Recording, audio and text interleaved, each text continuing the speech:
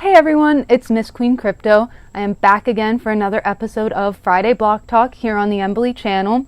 Very, very happy to be back. I am not, however, in Bali. I'm currently home right now.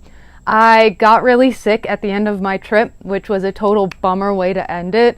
And so I was planning on recording like my second to last day or last day. Ended up totally unable to record. So now I'm recording back home. I just got home last night. It was 36 hours of travel. I had a 14-hour flight, a 10-hour flight, and a 3-hour flight. Pretty awful, pretty ungodly, honestly, but totally worth it if you want my honest opinion. I know everyone talks about not wanting to travel so long because like the journey isn't worth it, but in my experience at least, it was 100% worth it, and I know I'm going to do it again some point in my life, but we're not here to talk about travel today. We're here to talk about crypto. So today I wanted to take kind of like a left field approach, and I wanted to talk about microtrends in the crypto industry. And so with that, let's get into it. Now, I can pretty confidently say that the people who are part of the crypto community and also people who are super into fashion, it's probably not a ton of overlap. It's definitely not a circle, but I would say that most people into crypto aren't also super into fashion, so you might not know what I mean when I'm talking about trend cycles, when we're not talking about charts, and when instead we're talking about like fashion, and how that's kind of changed over time with technology. But traditionally, your designer will have two collections. They'll have like a spring and summer collection and a winter fall collection. And the theory, you've probably heard it from that one Meryl Streep Devil Wears Prada quote, but it starts with like the big fashion houses, and then the trends themselves kind of fall down throughout the different tiers of like knockoffs and other like higher up levels, and then finally following down into the masses. But before the rise of social media and technology, it was pretty comfortable for a trend to stay around for a couple of months at least. Like you would have a trend for a season, and you would be able to watch this long process of kind of trickling down. However, with the rise of technology, this process has been sped up so much that we have what we call microtrends, which can be entire trends that are gone within 2 weeks, which is not great for a lot of reasons, like over-consumerism, which is not something that I advocate for at all, but also fast fashion, which is a pretty disgusting industry that we all probably are a part of in some way or another. In differing degrees, of course, but we all contribute to it, which is a not great truth, but something we can improve on. But it just has to do with that being so rapid now, just because there's so much information all the time. The fact that it can get from one person posting about this specific item from a store to hundreds of thousands of people owning this item within a couple of days before it fizzles out. I would give a couple examples, but I don't know exactly if any of it would make sense to you. Like, I could talk about the one Pearl Vivian Westwood necklace and talk about how it completely swept with young to mid-20 teenage girls, but I don't know how much that would resonate with you guys. So you get that one example, but besides that, I'm going to kind of leave that off, and that's the context when I'm talking about microtrends. I'm talking about really quick things that everyone acted like were completely revolutionary and were super exciting and beautiful at the time, but it kind of washed over pretty easily, like not just talking about fads, but like super fads. So now we're going to try and talk about those, but in the crypto industry. So here we go.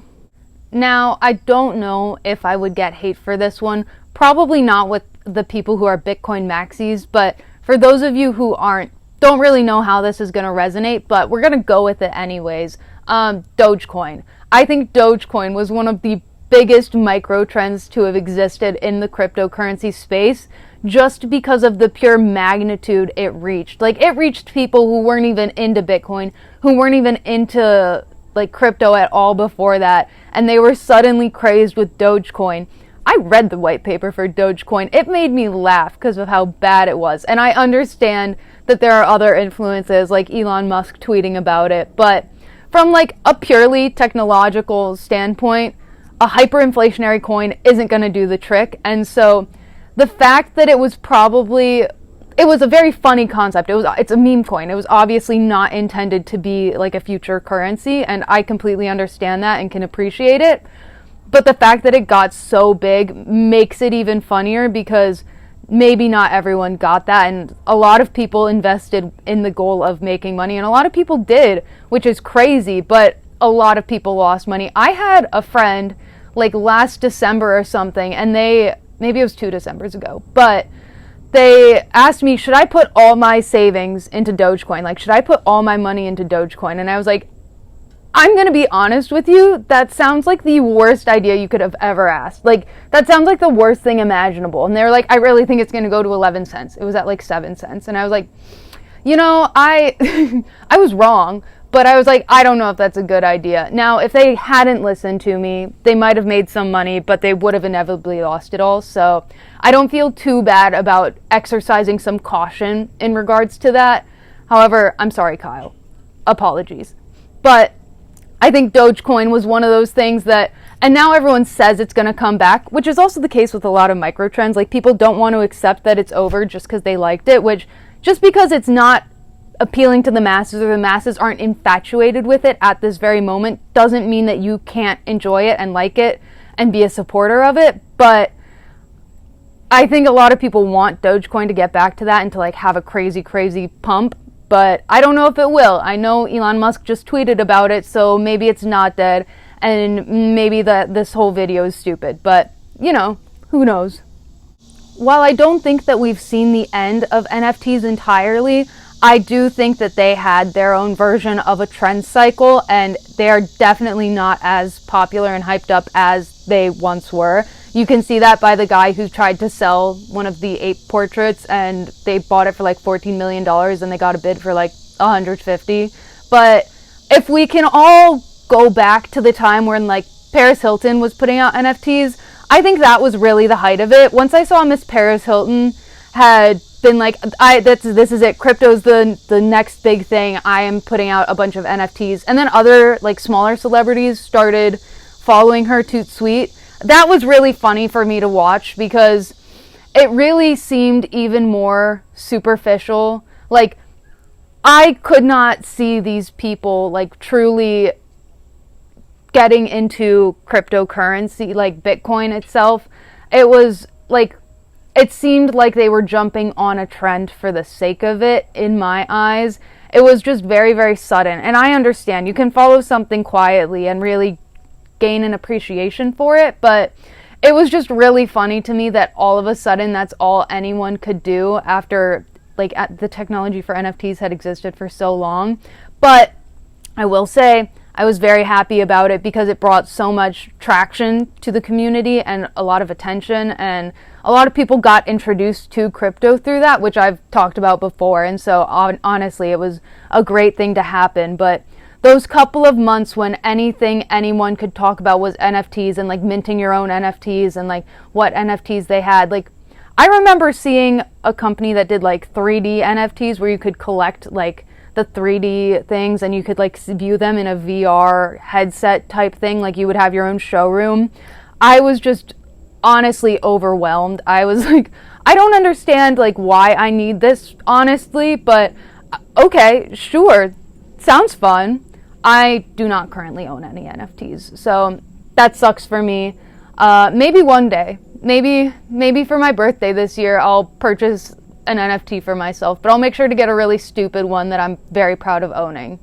But I do think NFTs were absolutely a microtrend when we're talking about like mainstream media and like mainstream. I think that it's more of a very permanent trend, and it's more like of an industry kind of thing when we're talking about the subset, the bubble of crypto. But when we're talking about the bubble of like the whole world, NFTs were definitely a microtrend, which is just really funny to admit. I probably spent a little bit too long discussing those last two, and the sun is currently setting, so that's where I'm going to leave off this video.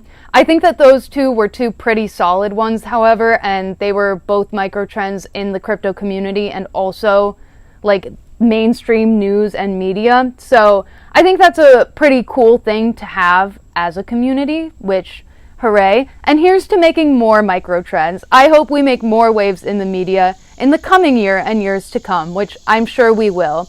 But that's the video for today. I really hope you enjoyed it. If you did, please give me a thumbs up button. And if you want to see more videos, they come out every Friday, you should totally subscribe to the Embily channel. And if you want to see more content from me, I've still got plenty of Bali pictures I have not posted yet. Follow me on Twitter at Miss Queen Crypto. But that's it for this week.